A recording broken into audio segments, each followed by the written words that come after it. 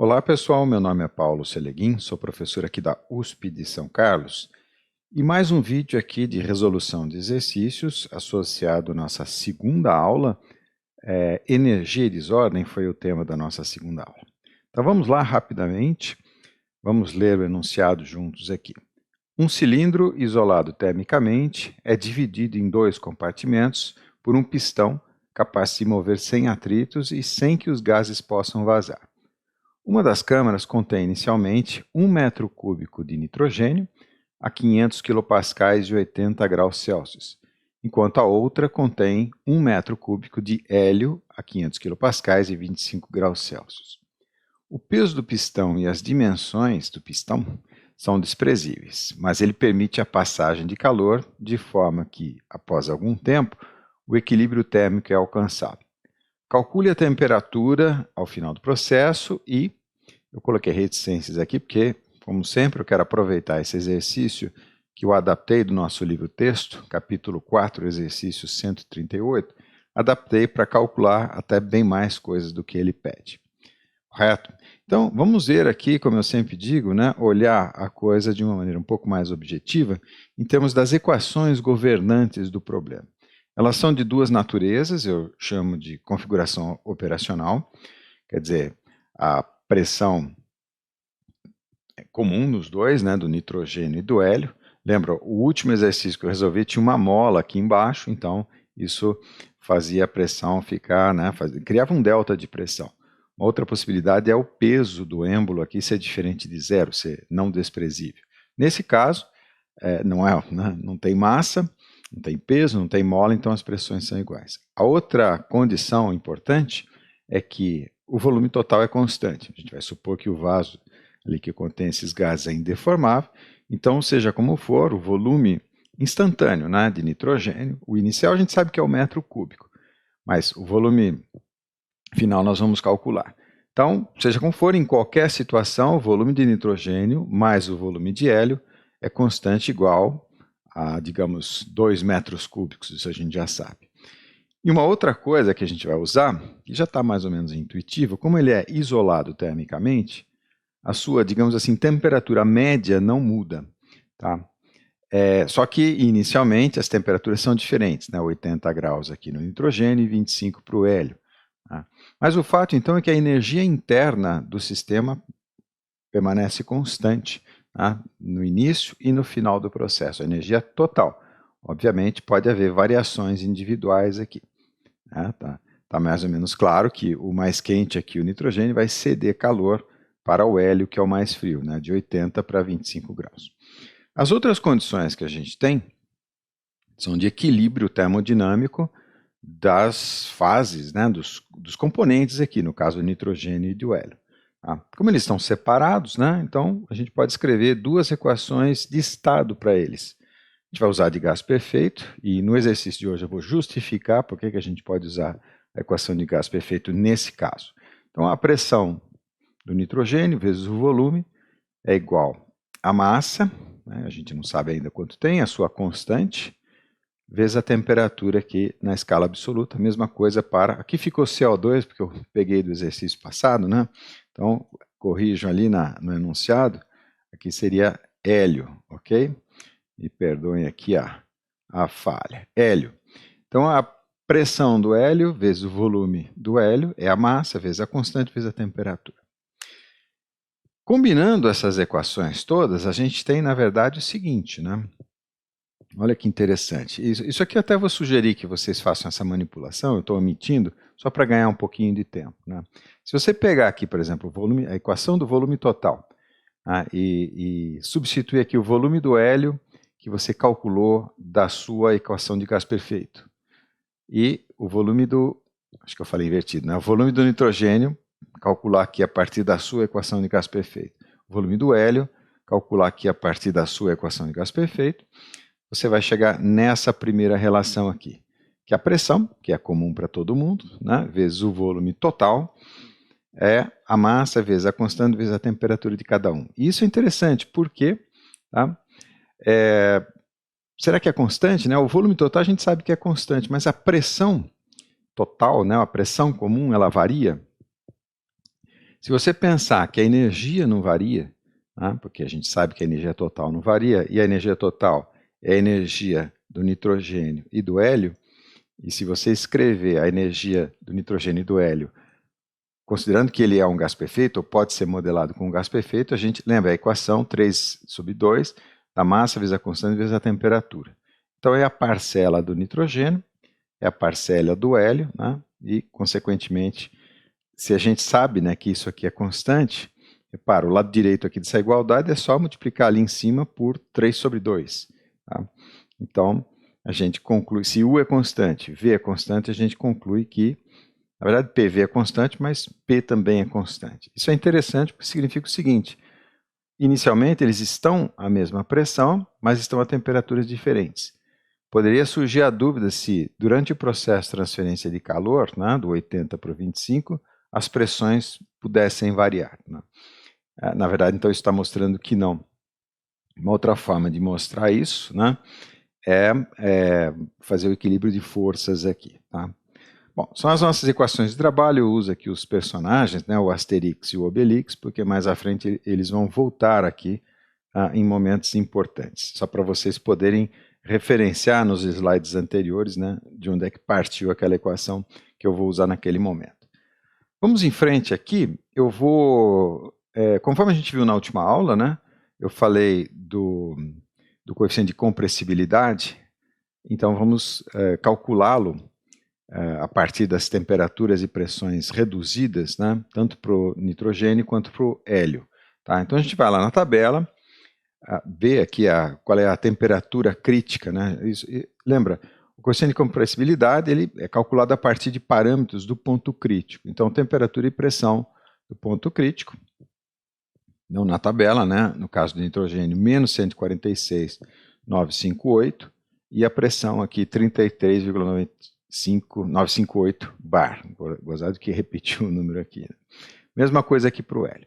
Então, o cálculo da temperatura e pressão reduzidas, lembra sempre em Kelvin a forma de fazer isso, então o quociente ali 2,799 e a pressão reduzida 0,147. Os mesmos cálculos aqui para o hélio, né? 57,392 e a pressão reduzida 2,197. Eu sempre falo, né? Confiro as minhas contas, eu dou muita ênfase no raciocínio, na sequência lógica do raciocínio. A imagem que eu faço é sempre de uma escalada, assim, numa parede, né? Mas as contas, eventualmente, eu erro, então vocês confiram aí para mim. Vamos lá, então, quando a gente coloca esses dois pontos que acabamos de calcular no gráfico aqui do coeficiente de compressibilidade, definido, né, na nossa última aula teórica, em função da pressão reduzida e em função da temperatura. Lembra, se fosse um gás perfeito, não sei se estão vendo a definição aqui, né? Se for um gás perfeito, perfeito mesmo, seria 1. Tá? E a gente vê, então, que isso acontece no gráfico aqui de coeficientes, do coeficiente em função das variáveis reduzidas, né?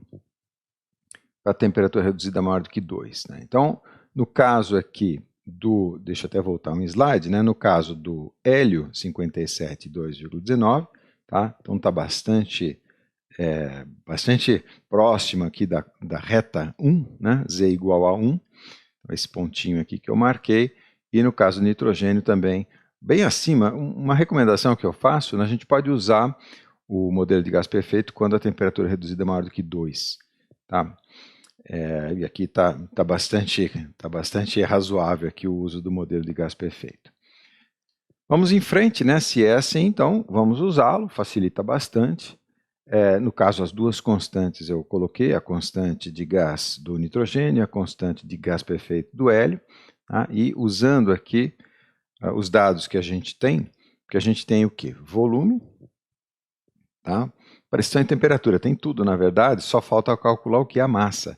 Porque o volume que a gente tem é um volume geométrico, né? Não é o volume específico. Então, usando a equação de gases perfeitos, a massa de nitrogênio, a pressão vezes o volume, dividido pela constante vezes a temperatura. Em números aqui é o 500 kPa, o quilo é o 10 a terceira, o 1 aqui é o 1 metro cúbico, 296,8 é o R, e 80 mais 273 a temperatura em Kelvin. Fazendo as contas, 4,77 kg. Nós vamos precisar mais à frente da energia interna. Então, já vou calcular aqui 3 meios de MRT. Os dados estão aqui, depois vocês refaçam as contas, como eu estou sempre dizendo, né? 7,5 vezes 10 a quinta joules. O mesmo procedimento aqui para o hélio, então o seu R, sua constante de gás perfeito, 2077,1. A massa, usando ali a equação de gás perfeito, pressão, volume, o R a temperatura, os dados numéricos. O 25 aqui talvez é a única coisa mais diferente, né? É o 25 graus da temperatura inicial. Então a gente calcula que a massa de hélio é 0,807 quilogramas, no caso. Tá? Se eu tiver dúvida, é só olhar, por exemplo, aqui a unidade do R em quilogramas. Bom, a energia, né, a gente precisa calcular também 3 meios de MRT, os dados numéricos todos aqui, e o nosso livro-texto ali preparou de tal forma que as energias internas fossem exatamente a mesma, 7,5 vezes 10 a quinta joules. Ótimo. Então agora a gente vai fazer uma análise energética. Lembra, deixa eu até voltar um slide. Esses cálculos todos que eu fiz aqui, eles correspondem ao estado inicial. O que liga o estado inicial ao estado final é, obviamente, a primeira lei da termodinâmica, né? O inventário de energia. E a gente sempre pensa num volume de controle, numa superfície de controle que, no caso, eu estou usando essa superfície aqui. A gente pode desenhar outra, não tem problema. Tá? E aí o sistema pode ser aberto ou fechado, como eu mencionei em aula para vocês. Nesse caso, então, eu desenhei a superfície de controle, que é uma superfície imaginária, ela não existe fisicamente, mas ela coincide exatamente com as paredes do cilindro, as paredes externas, né? E as paredes são indeformáveis, né? Mecanicamente eu posso supor que seja assim, ele, no enunciado não fala nada, mas é razoável supor. E no enunciado diz que elas são isoladas termicamente, essas paredes, né? Então, aplicando aqui a primeira lei, a gente tem, né, que o ΔU, a variação do saldo energético, é igual que a soma de todas as receitas menos a soma de todas as despesas, né? No caso, então, eu acabei de mencionar para vocês que as paredes são indeformáveis, então tem força, porque tem pressão, mas não tem deslocamento, né? Então, não tendo deslocamento, um dos dois, força vezes deslocamento, se um dos dois for zero, então o trabalho é zero. E no enunciado, isolado termicamente, então o Q também é zero, portanto, ΔU igual a zero. Se ΔU igual a zero, o que significa? Que a energia interna total inicial é igual à energia interna total final. Colocando em matematiquês, né, é essa equação aqui. Então, a energia U do nitrogênio a 80 graus, a situação inicial aqui, né, mais a energia interna do hélio a 25 graus, então a esquerda da igualdade ali é a situação inicial. E no fim, o que a gente tem? Que a energia do nitrogênio, esse vírgula F aqui para indicar que é na situação final e o barra calculado na temperatura final, tá? Mais a energia do hélio na temperatura final, e repara que elas são a mesma, isso aqui, né, o lado esquerdo se iguala ao direito. Por que que a temperatura final é a mesma?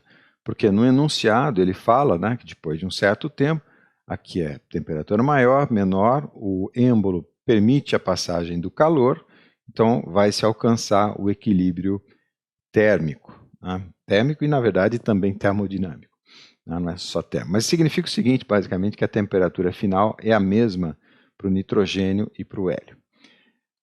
Ótimo, vamos colocar a nossa expressão de gás perfeito para o cálculo ali das energias, né? A gente até tem esses valores aqui da esquerda, né? Mas eu coloquei a fórmula só para mostrar para vocês que na temperatura final aqui é a mesma, né, tanto para o nitrogênio quanto para o hélio, e no início esse N2 aqui seria 80 graus em Kelvin, né, mais 273,15. E a mesma coisa aqui para o hélio seria o 25 mais 273,15. Então, manipulando aqui as expressões e fazendo as contas, quando eu faço isso eu quero só acelerar um pouquinho o processo, 322,333 Kelvin, que corresponde a 50,5 178 graus Celsius. Então, de fato, né, o mais quente diminui um pouquinho a temperatura e o mais frio sobe um pouquinho, e ambos se encontram no meio da ponte ali, digamos, né, 50,178 graus. Em frente aqui, terminando já quase, cálculo do trabalho. Isso é um plus a mais aqui, como a gente diz na região. O enunciado não pede, ou não pediu, o enunciado original não pedia, mas eu quero calcular trabalhos e calores. Por quê? Vou até voltar um slide. Eu mencionei aqui que o calor trocado entre o cilindro e o ambiente externo é zero, e a mesma coisa o trabalho, né? Mas isso não impede que haja trocas de calor, isso a gente até sabe, no próprio enunciado ele fala, né? Trocas internas de calor e trocas internas também de energia mecânica. Ou seja, os Qs e Ws internos não são necessariamente nulos, é isso que eu quero ver agora. Tá? Eles são, nesse caso, para esse volume de controle aqui, né? Então, olhando só o nitrogênio, então redefinindo o volume de controle, né, a superfície aqui agora em pontilhado, que ela envolve só o nitrogênio nessas três faces aqui, né, ou na face lateral do cilindro e na superior ali, essas faces não se movem, mas essa face aqui do êmbolo, tá, ela está se movendo junto com o êmbolo, para poder sempre confinar aquelas mesmas gramas, aqueles mesmos quilogramas de nitrogênio que a gente já calculou. Tá? Então, se o êmbolo se desloca, essa superfície inferior aqui do volume de controle, superfície imaginária, ela se desloca junto, ok? Ótimo. Então, o cálculo do trabalho, né, executado pelo nitrogênio é sempre uma integral de PDV, da sua pressão vezes o seu volume. Tá? E entre quais extremos, né? O volume inicial, Vn2, e o Vn2F, e o volume final. No caso, né, vou trazer aqui para nós a equação Obelix. Lembra, PV igual a constante, então o V ali naquela expressão na cabeça do Obelix é o V total, e o P é o P total, que é o mesmo para todo mundo, né? Os gases não estão misturados, não se trata de pressões parciais, por isso que eu estou usando esse termo total. Então a pressão é constante. Se a pressão é constante, ela não depende de V. Se ela não depende de V, como a gente diz aqui na região, posso tirar para fora da integral, fica integral de dV, integral de dV é ΔV, né? Então P ΔV, volume final e o volume inicial. Fazendo as contas, né, o 500 kPa, o volume que a gente tinha calculado, 0,916 menos 1, tá? Então dá uma variação de menos 4,222 vezes 10 a quarta joules. Menos porque a pausa dramática indefectível aqui que eu tenho mania de fazer, né? É menos pelo seguinte, eu vou até voltar na expressão, me permita voltar alguns slides, aqui, olha, né? Vou até apagar ali, né? Quando a gente escreve a primeira lei, na sua forma genérica, para um sistema fechado, essa aqui é a variação do saldo, né? O antes e o depois, e o que a gente considera como despesas energéticas, energia saindo, né, é o nosso trabalho. Isso é aquela convenção da máquina de Newcomen, como eu digo para vocês, né, trabalho que sai é positivo. Você fornece calor, fornece carvão para a máquina de Newcomen e ela remove a água do fundo da mina de carvão lá no Reino Unido nos anos 1700. Né? Então, o trabalho que sai é positivo, o trabalho saindo é positivo, tá? E calor entrando é positivo. Se nós calculamos ali um trabalho negativo, significa que ele está não saindo do sistema, mas entrando no sistema. E, de fato, né, o seu volume diminuiu. Então, de certa forma, ele está sendo... De certa forma, não, ele está sendo comprimido. Tá? Repara que tudo isso acontece sem que haja trocas externas com o ambiente. São trocas entre o nitrogênio e o hélio. Próximo passo agora é aplicar a primeira lei da termodinâmica, fazer o inventário de energia nesse nosso novo volume de controle que confina o nitrogênio. Então, atentando aqui, né, para o volume de controle, vamos lá, o ΔU, a variação da energia interna, a variação do saldo energético entre a situação final e inicial, é o calor trocado menos o W, menos o trabalho que a gente acabou de calcular. Então, usando essa expressão para calcular o calor trocado, né? Então é o ΔU mais o trabalho, o ΔU eu posso calcular usando a equação de gás perfeito. né? Então 3 meios de mR delta T.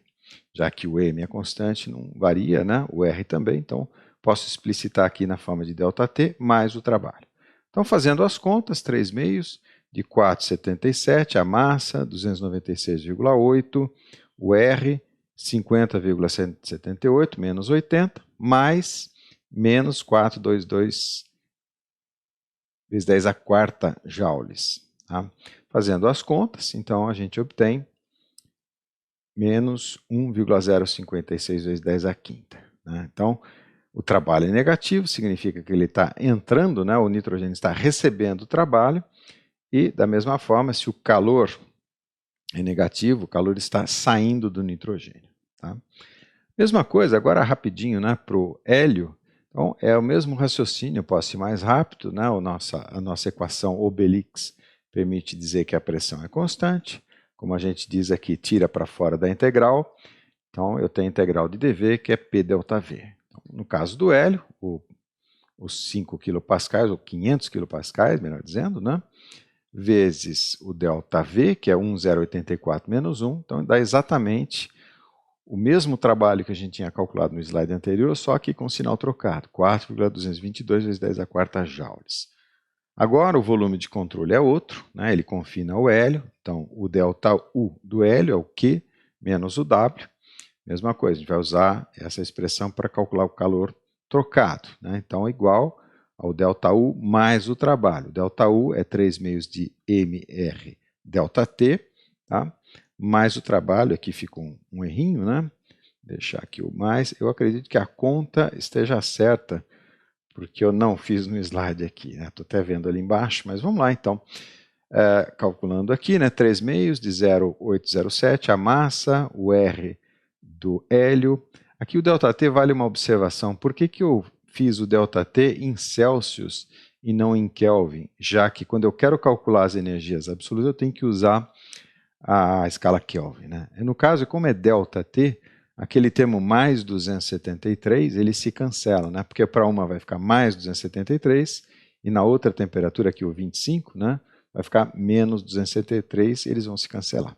Tá? De fato, aqui, né, é mais o trabalho que eu tinha e, fazendo as contas, exatamente, né, 1,056 vezes 10 a quinta joules, que era o resultado, né, que a gente encontrou para o nitrogênio, só que com sinal trocado, mostrando que o calor que o hélio recebe é exatamente igual àquele que o nitrogênio cedeu, tá? E o trabalho que o hélio exporta, né, que é um trabalho positivo aqui, então ele está exportando, o hélio está exportando o trabalho, é exatamente igual ao trabalho que o nitrogênio recebe, ele está importando o trabalho.